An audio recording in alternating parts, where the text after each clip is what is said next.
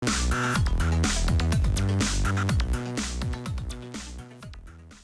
ramai rakyat Malaysia yang mengidamkan untuk memiliki rumah sendiri. Namun peningkatan harga rumah yang melambung kadang-kadang menyukarkan impian mereka untuk menjadi satu realiti. Apakah puncanya? Dan hari ini kita bersama dengan penganalisis ekonomi Encik Aslam Ilman Zulkifli bagi mengupas isu harga rumah di Malaysia. Selamat datang Encik Aslam. Okay, Encik Aslam, sebenarnya saya tertarik dengan harga rumah yang menaik secara mendadak, terutamanya dari tahun 2010 ke 2014. Terutamanya di Lembah Kelang. Dan mungkin Cik Aslam boleh ceritakan tentang bagaimana hal ini boleh berlaku dan siapa yang patut dipertanggungjawabkan tentang perihal ini. Okey, terima kasih Cik Alina. Okey, kalau kita tengok dulu statistik untuk harga rumah di Malaysia ya. Okey, kita tengok kenaikan harga memang banyak meningkat pada tempoh yang dinyatakan tadi, iaitu 2010 hingga 2014. Okey, untuk Malaysia secara purata kenaikannya adalah 10%. Wow, tinggi. Untuk Kuala Lumpur ada sebanyak 12.6% lebih tinggi. Untuk negeri-negeri yang maju iaitu seperti Selangor dan Penang juga tinggi iaitu sebanyak 10.6%. Untuk negeri Terengganu pun kenaikan harganya agak drastik iaitu 10% secara purata untuk setiap tahun juga. Okay. Kenapa Terengganu? Kerana negeri asal saya sebenarnya. Okey, tapi mungkin Cik Aslam boleh ceritakan dari segi sisi permintaan dan juga pengeluaran ataupun penawaran. Okey, bagus kerana harga rumah ini seperti juga mana harga barang-barang lain. Harga rumah ini didorong oleh faktor permintaan dan juga penawaran. Okey, kita tengok dari segi faktor permintaan. Okey, pertamanya kenapa harga meningkat saban hari? Kerana adalah faktor populasi. Okay. Kalau kita tengok faktor populasi Malaysia masih berkembang kerana kita hanyalah satu negara yang masih muda. Okay, kalau mengikut statistiknya kita melihat purata harga umur rakyat Malaysia adalah 25 tahun ke bawah. Okay. Dan populasi yang kian berkembang ini adalah lebih pesat berbanding negara-negara lain. Sebagai contoh, kalau kita tengok Hong Kong, pertumbuhan populasi hanyalah 0.9% berbanding Malaysia 2% pada tempoh yang sama. Okay, itu yang pertama. Kedua pula adalah faktor pendapatan. Okay, walaupun harga rumah meningkat, ianya juga adalah kerana faktor pendapatan yang meningkat. Okay, kalau mengikut statistik yang telah dibentangkan oleh Department of Statistik Malaysia, okay, kita lihat peningkatan gaji rakyat Malaysia adalah sebanyak 3.5%. Okay, walaupun tidak menaik sebanyak harga rumah, tapi juga bertambah saban tahun. So bermakna bila adanya pertambahan gaji, maka kuasa beli yang lebih tinggi, maka mereka boleh beli rumah yang lebih mahal lah, lebih kurang. Okay, yang ketiganya adalah faktor kecairan. Okay, faktor kecairan adalah fenomena global. Kecairan dari mana? Iaitu pada tahun 2008 apabila berlakunya kegawatan di Amerika Syarikat, mereka telah melakukan satu program yang dinamakan quantitative easing ataupun dalam bahasa Melayunya adalah pembelian bond-bond. Mungkin boleh jelaskan tentang isu program QE ni. Ya, quantitative easing, okey, ataupun nama formalnya adalah pembelian bond-bond. Okay, pembelian bond-bond ni adalah satu usaha di mana yang dilaksanakan oleh Bank Amerika Syarikat untuk mengatasi masalah kecairan di negara mereka kerana berlakunya krisis subprime yang ada di Amerika Syarikat tersebut. So maka apabila Bank Amerika telah melakukan program ini, apa yang terjadi adalah pada masa yang sama kecairan di seluruh dunia juga meningkat, termasuklah Malaysia. Okey, kecairan ini dalam sektor bank ini mudah. Apabila meningkatnya kecairan, bank lebih mudah untuk memberikan pinjaman-pinjaman.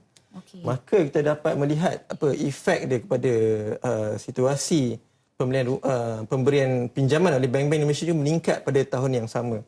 Okay, sebagai contoh saya refer kepada statistik. Okay, pada tahun 2007 kadar pertumbuhan pinjaman perumahan adalah sebanyak 7% pada tahun 2007. Okay, kita melihat pada tahun 2010 dia meningkat kepada 10%. Kita meningkat lagi sampai ke puncak bagi saya pada tahun 2014 sebanyak 14%. Bermakna 2 kali ganda pertumbuhan pinjaman untuk perumahan. Okey, ini adalah efek daripada faktor kecairan yang saya terangkan tadilah. Selain itu, kecairan ini juga dia ada efek sampingan dia, iaitu adalah mengurangkan kadar bunga. Okey, kalau kadar bunga interest rate yang kita tengok sekarang ni kan, contoh rasa Encik Alina pun ada pengalaman ni beli rumah sekarang ni. Sekarang ni kalau kita tengok kadar bunga yang diberikan oleh bank-bank adalah lebih rendah berbanding tahun sebelum-sebelumnya. Kita tengok pada tahun 2008 kadar bunga secara purata adalah sebanyak 6.3%. Okey. Kita pergi pada tahun 2010, kadar itu telah menurun kepada 5%. So kadar itu menurun lagi sampai tahun 2014 sebanyak saya rasa 4.5 rasanya. 4.5%. Dan rasanya dia maintain lah sampai sekarang lebih kurang kadar itu. So apa efeknya apabila kadar bunga ni lebih rendah? Maka pembeli-pembeli boleh membeli rumah dengan kadar yang lebih murah. Betul. Itulah salah satu faktor-faktor. Ada lagi faktor lain juga. Faktor seterusnya saya boleh katakan melibatkan polisi juga. Okey. Kalau kita lihat pada polisi pada tahun 2008, 2009 tiada cukai keuntungan yang dikenakan. Okey. Cukai keuntungan hartanah bermakna cukai ini kalau dalam bahasa Inggeris ni adalah RPGT lebih dikenali sebagai RPGT di Malaysia ni. Real Property Gain Tax. Real Property Gain Tax. Yep. Okey, pada tahun 2008-2009, polisi ini juga sebenarnya didorong sedemikian kerana kerajaan cuba melonjakkan ekonomi. Kerana pada itu kegawatan bukan sahaja berlaku di Amerika Syarikat tapi di seluruh dunia termasuklah Malaysia. Ingat sekali pada tahun 2009 kita mengalami kemerosotan ekonomi sedikit sebanyak 1.5%. Okey, pada tahun 2008-2009 tersebut, kerajaan telah menetapkan cukai keuntungan hartanah ini pada 0%. Maka mulalah orang lebih bermotivasi untuk beli hartanah kerana tiada cukai keuntungan. Betul. Okey, tapi keburukan kesan apabila kita menetapkan pada kadar yang rendah ini, cukai keuntungan adalah dia membawa spekulator pada tahun 2013-14 ni untuk melakukan transaksi short term lebih kurangnya. Di mana mereka hanyalah membeli semata-mata untuk menjual kembali pada harga yang lebih tinggi. So pada waktu itu seronok. Kerana contohnya Cik Alina beli rumah pada harga RM300,000.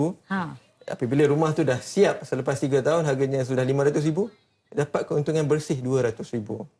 Kalau macam di negara kita Malaysia, kalau di Korea, dia ada dasar yang menghalang spekulator untuk terus melakukan pembelian rumah. Kalau di Malaysia, adakah kita mempunyai dasar yang sama? Sebenarnya ada. Kadang-kadang kalau kita tengok terlampau, kalau kita luahan-luahan rakyat, kadang melihatkan kadang kerajaan tidak bertindak atas masalah isu harga rumah. Sebenarnya kerajaan bertindak atas masalah ini seawal tahun 2010 melalui Bank Negara. Okey, kalau kita melihat pada tahun 2010, Bank Negara telah menetapkan kadar margin financing kepada 70% untuk rumah ketiga. Kalau sebelum ni, rumah ketiga, rumah keempat sampai rumah ke-10, margin finance masih 90%. Maknanya pengguna ramai yang boleh mampu untuk memiliki rumah kerana wang pendahuluan yang diperlukan adalah sikit. Sikit, ya betul. Maknanya margin finance yang ditetapkan pada 90% bermakna pengguna hanya mengeluarkan duit sebanyak 10%. Kalau rumah RM100,000, hanya RM10,000 yang perlu dikeluarkan. Balance-nya adalah dibiayai oleh bank-bank. Okey. Kalau tadi kita sudah berbincang tentang daripada sisi permintaan, mungkin lepas ini kita boleh ceritakan tentang sisi penawaran pula. Okey, kalau faktor penawaran juga ni membantu rasanya membentuk isu harga rumah meningkat ni. Kerananya pertama sekali adalah kalau kita tengok penawaran hartanah lebih terdorong kepada rumah-rumah sederhana kepada rumah-rumah yang mahal. Okey. Kerana apa? Kerana developer ataupun pemaju-pemaju ini mereka ni adalah business centric. Lebih terdorong untuk mendapatkan profit lah lebih kurang. So maka rumah-rumah sederhana hingga harga rumah mahal ini memberikan keuntungan yang lebih banyak kepada pemaju-pemaju ini. Untuk rumah-rumah yang mungkin pada harga low cost ataupun medium cost ini, margin keuntungannya lebih sedikit, maka kalau kita tengok dari segi penawaran juga kurang untuk segmen harga-harga ini. Itu dari segi penawaran untuk daripada pemaju-pemaju. Kalau kita tengok juga pada tahun 2010-2014, ini fenomena global, tak terhad pada Malaysia saja. Aset termasuklah tanah meningkat harganya. Pada tahun ni kalau kita tengok, pada tahun 2008 mungkin harga adalah RM50 sekaki untuk perumahan tanah perumahan. Pada tahun 2010 meningkat sebanyak 2 kali ganda. So tanah ini merupakan kos kepada pemaju-pemaju. So mereka dengan kos yang meningkat, mereka haruslah meningkatkan juga harga rumah. Itu pada tanah. Tak cukup dengan harga tanah yang meningkat, kita tengok harga pembinaan juga turut meningkat. Dengan kadar yang sama dengan harga tanah ini begitu. Kalau kita tengok sebagai contoh harga simen pada tahun 2008 harga simen hanyalah RM8.5 untuk satu beg. Cuba teka tahun lepas berapa harganya? Okey, kena teka. Mungkin RM20 sekilo. Hampir. Harga simen melonjak kepada RM16. Kalau sekadar apa yang saya follow daripada statistik. Begitu juga dengan harga pasir, dengan harga buruh, semuanya melonjak naik. Dan faktor-faktor ini adalah kos kepada pemaju-pemaju, maka mereka juga harus menaikkan harga jualan mereka. Kalau kita tengok dari segi penawaran untuk rumah-rumah yang berkos rendah sederhana ini, untuk pemaju swasta, kadang-kadang untuk mereka yang punya kos yang lebih tinggi itu adalah tidak membawa keuntungan kepada mereka. Sebab itu ada kadang-kadang yang lebih rela membayar levy yang ditetapkan oleh ataupun penalti yang ditetapkan oleh kerajaan-kerajaan negeri ataupun kerajaan federal. Kerana penalti itu lebih rendah daripada kos ataupun kerugian untuk mereka membina rumah-rumah kos rendah ini. Okey, kalau tadi kita dah berbicara tentang pengenalan RGPT ataupun cukai keuntungan hartanah, itu saya kira salah satu cara untuk kerajaan mengawal atau mengahadkan kenaikan harga rumah. Mungkin Encik Aslam boleh ceritakan lagi apa lagi yang telah dilakukan oleh kerajaan?